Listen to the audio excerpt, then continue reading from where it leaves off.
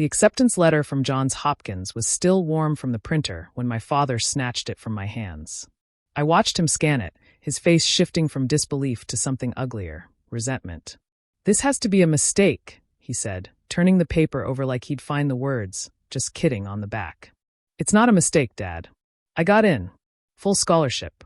Dr. Richard Thorne, chief of surgery at St. Mary's Hospital, the man who'd saved hundreds of lives but couldn't find a single word of pride for his daughter, slowly tore my acceptance letter in half.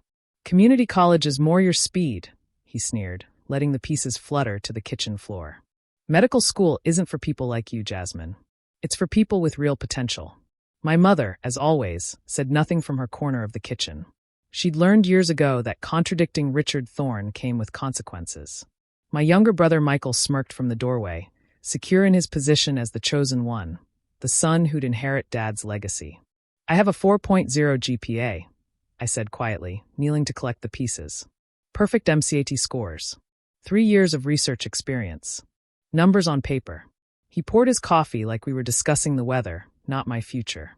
"Medicine requires more than memorization. It requires instinct, leadership, the right pedigree. You're too soft, too emotional. You'd crack under the pressure. Like Mom cracked." The words escaped before I could stop them. The silence that followed was deafening. My mother had been a promising surgeon once, before she married Richard Thorne. Before he systematically destroyed her confidence until she traded her scalpel for sleeping pills and wine. "Your mother made her choice," he said coldly. "Just like you'll make yours. Community college. Nursing, maybe. Something appropriate for your limitations. I already accepted. Classes start in August." He set down his mug with deliberate control. "Then you'll unaccept.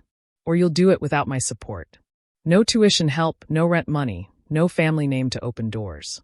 Let's see how far you get on your own." Michael laughed. "Johns Hopkins? Come on, Jazz. We all know you photoshopped that letter. Just admit it." "I worked for this.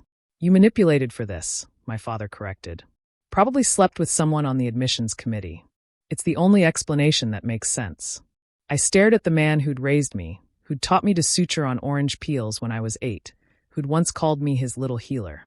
That man was gone, replaced by someone who saw my success as a personal threat. "I'm going," I said firmly. "With or without your support." "Then it's without."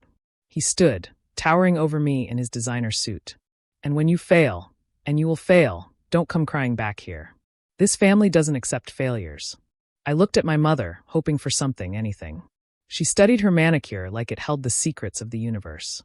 "Fine," I said, gathering the torn pieces of my future. "I'll see myself out. Jasmine." His voice stopped me at the door. "If you walk out now, pursuing this delusion, you're no daughter of mine.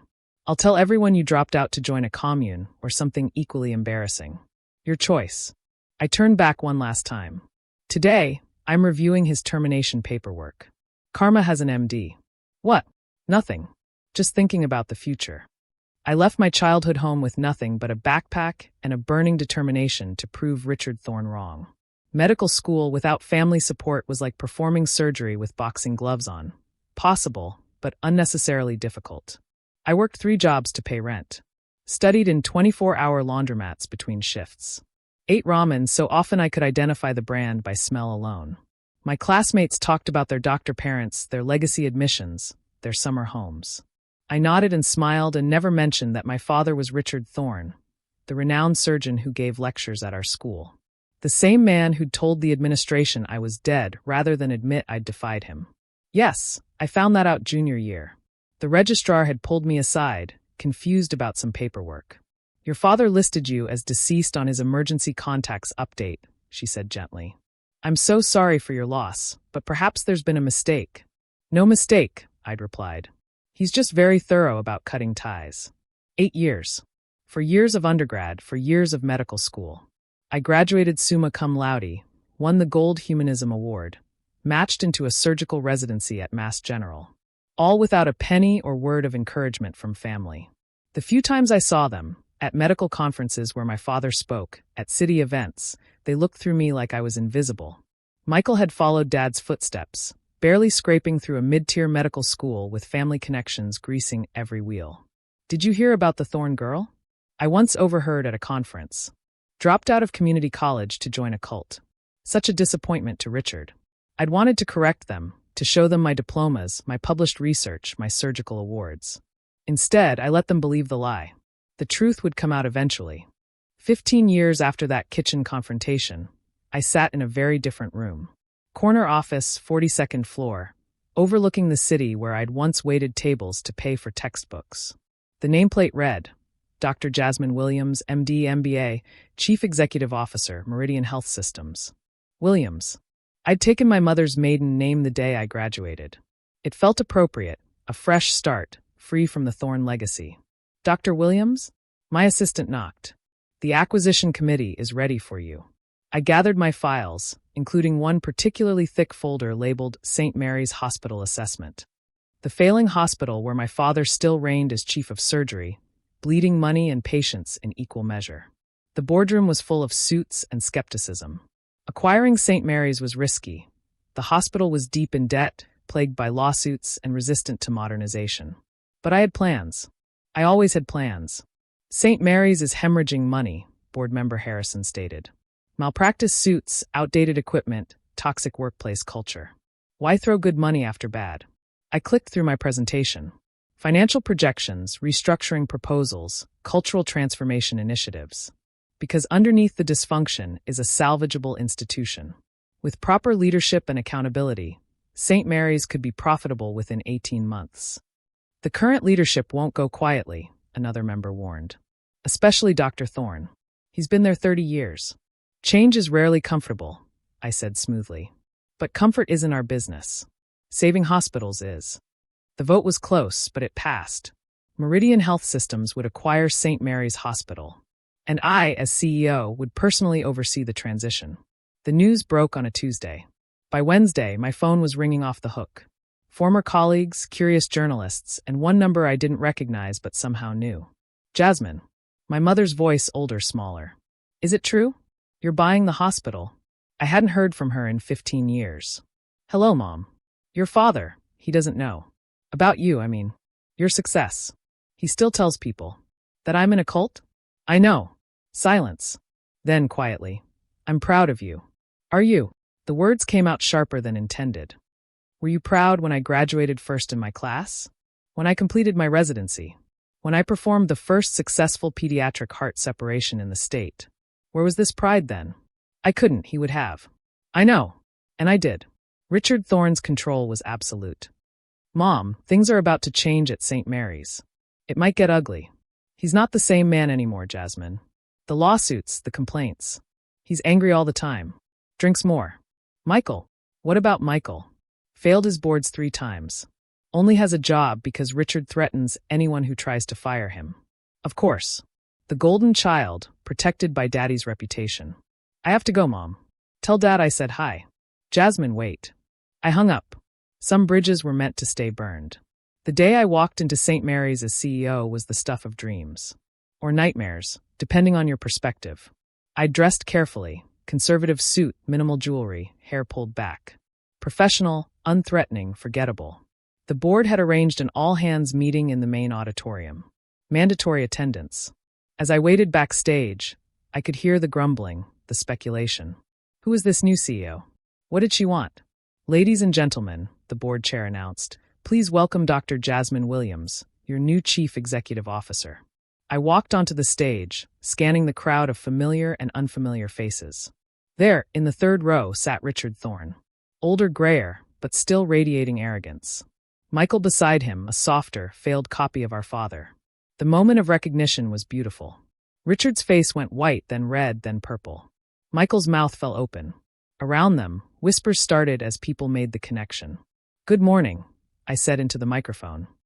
I'm Dr. Williams, and I'm here to help St. Mary's reclaim its position as a premier medical institution. This will require significant changes, starting with a comprehensive review of all department heads and their performance metrics. Richard stood abruptly. This is a mistake. You can't be. Dr. Thorne. I smiled pleasantly. Please save questions for the end. As I was saying, the review will be thorough and unbiased. Those meeting our standards will be retained. Those falling short will be transitioned out. No exceptions, regardless of tenure or family connections. The threat was clear. The room buzzed with excitement and fear. I continued my presentation, outlining new policies, accountability measures, and performance standards. Throughout, Richard's face grew increasingly apoplectic. When I finally opened for questions, his hand shot up first. "Yes, Dr. Thorne? This is a farce," he spat. "You have no authority here. You're nothing but a—" "I'm the CEO of the company that now owns this hospital," I interrupted calmly. "My authority is absolute. Next question. You can't fire me. I have a contract. 30 years of service. Your contract is under review, along with several malpractice settlements that seem to have been creatively handled. Legal will be in touch." "How dare you?" "Security." I nodded to the guards I'd positioned earlier. "Please escort Dr. Thorne out if he continues to disrupt this meeting." The humiliation on his face was exquisite. The man who'd torn up my acceptance letter, who'd declared me too stupid for medical school, being silenced by the daughter he'd disowned. After the meeting, the confrontation was inevitable.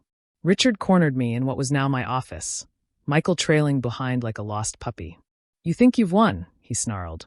"I made this hospital. I am this hospital." "Were," I corrected, settling behind my desk. "Past tense. Your recent performance reviews tell a different story. Highest malpractice premiums in the state. 3 nurses filed harassment complaints last year alone. Surgical outcomes below national average. Those statistics are meaningless."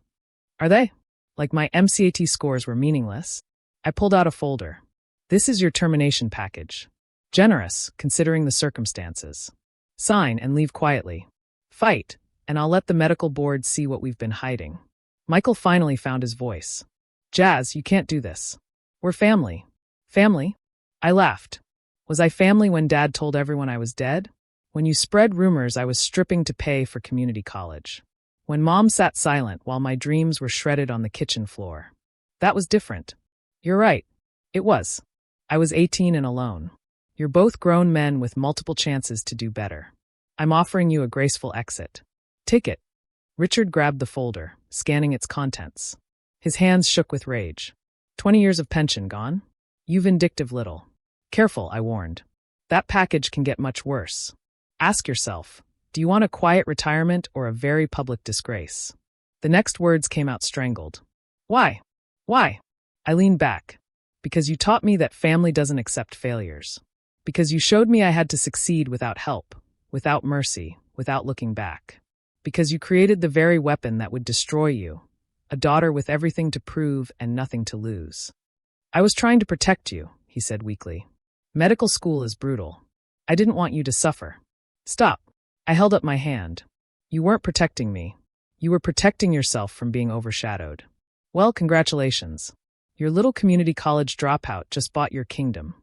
They signed. What choice did they have? The evidence I'd gathered over years of quiet investigation was damning.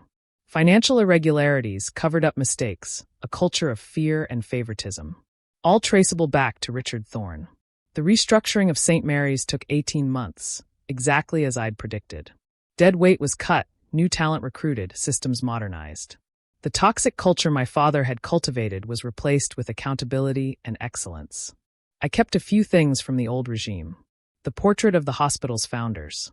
The original mission statement. And in a moment of poetic justice, my father's nameplate from his office door. I used it as a paperweight. The medical community watched in fascination as Richard Thorne fell from grace. The man who'd once decided careers with a word was now persona non grata at conferences. Michael never did pass his boards. Last I heard, he was selling pharmaceutical supplies. My mother divorced him once his power evaporated. She moved to Maine, started painting again. We don't talk much, but she sends cards on my birthday. Small steps. One day, about 2 years after the acquisition, I was making rounds when I heard a familiar voice. Richard, older and smaller somehow, was arguing with reception about seeing me. 5 minutes, I told security. My office. He looked diminished in civilian clothes.